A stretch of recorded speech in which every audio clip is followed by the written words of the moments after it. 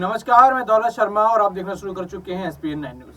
महाराष्ट्र के पूर्व मंत्री और विधायक नवाब मलिक के अजीत पवार गुट में शामिल होने पर फडणवीस की आपत्ति पर महाराष्ट्र में बयानबाजी तेज हो गई है। शीतकालीन सत्र के पहले दिन वह एनसीपी अजीत गुट के विधायकों के साथ सत्ता पक्ष में बैठे थे।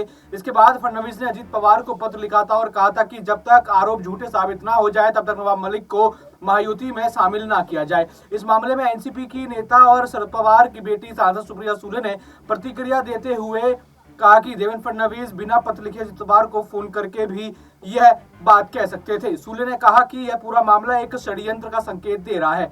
उन्होंने कहा कि जब एनसीपी के नेता जेल में थे तो तब भी मैं सबसे मिल रही थी। मुसीबत के समय साथ रहना होता है। हर बार हम उनके और उनके परिवार के साथ थे। सुप्रिया सुले ने कहा कि मुझे नवाब मलिक पर पूरा भरोसा है और सुप्रिया सुले पूरी ताकत के साथ उनके पीछे खड़ी रहेंगी। हमने किसी पर भी सीबीआई ईडी नहीं लगाई। हमने कभी बदले की राजनीति नहीं की। भारत में इस वक्त गंदी राजनीति चल रही है, इसलिए मुझे संदेह है कि नवाब मलिक के पीछे कोई साजिश रची जा रही है। वर्तमान में बीजेपी के लोगों को तोड़ने का गंदा काम कर रही है। नवाब मलिक को महायुति के में शामिल न करने को लेकर उप मुख्यमंत्री देवेंद्र फडणवीस द्वारा एनसीपी की बागी नेता और दूसरे उप मुख्यमंत्री अजीत पवार को लिखे गए पत्र में सत्ता से पहले दोष का घोष करने पर शिवसेना ठाकरे गुट की नेता सुषमा अंधारे ने फडणवीस को जमकर घेरा।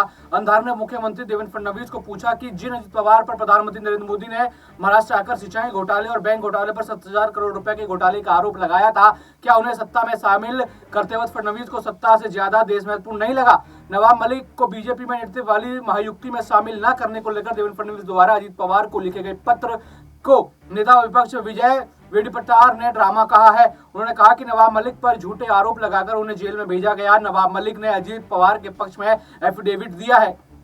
इसका मतलब यह है कि नवाब मलिक महायुति के साथ है और फडणवीस पत्र लिखकर खुद को और बीजेपी को पाक साफ बताने की कोशिश कर रहे हैं। दूसरी तरफ सरकार ने विधायक के रूप में नवाब मलिक के चुनाव के क्षेत्र के लिए खूब सारी निधि दी है। यह निधि उन्हें महायुति के विधायक के रूप में नहीं दी गई।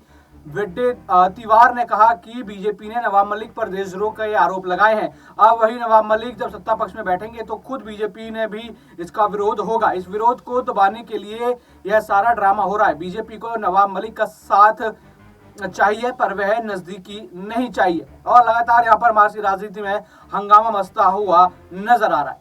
बाकी और भी ऐसी खबरें जानने के लिए देखते रहिए SPN 9 न्यूज। धन्यवाद।